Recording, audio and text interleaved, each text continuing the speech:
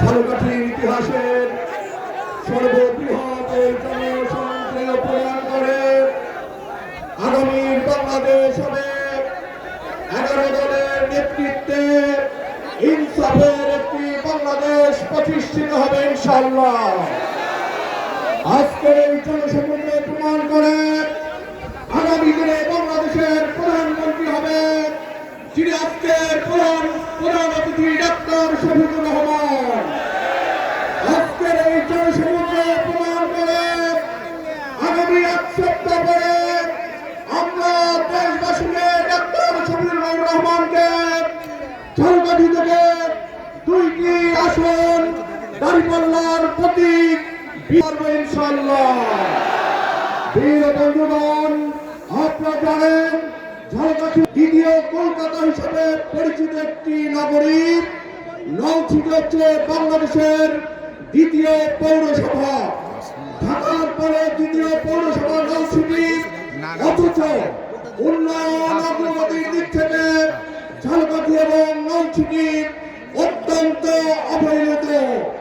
এই এলাকার শিক্ষা, স্বাস্থ্য, এলাকার যোগাযোগ ব্যবস্থা, ব্যবসা বান্ধব পরিবেশ নানান প্রতিবন্ধকতার কারণে যথাযথভাবে অগ্রসর হয়নি।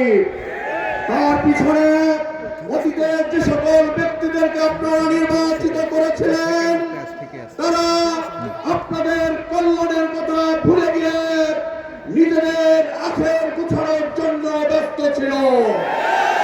তারা সম্পদের পাহাড় গড়েছে, বেগম পাড়ায় বাড়ি করেছে, এদেশের জনগণের ভাগ্যের কোনো পরিবর্তন হয়নি।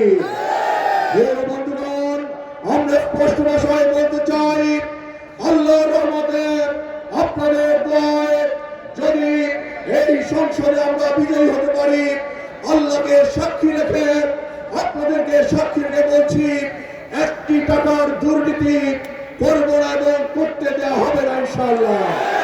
চাঁদাবাজি সম্পূর্ণরূপে বন্ধ করে দেওয়া হবে ইনশাআল্লাহ। আমি আমাদের বক্তব্যের আলোকে আমরা ট্যাক্স ফ্রি গাড়ি গ্রহণ করবো না, সরকারি প্লট গ্রহণ করবো ইনশাআল্লাহ।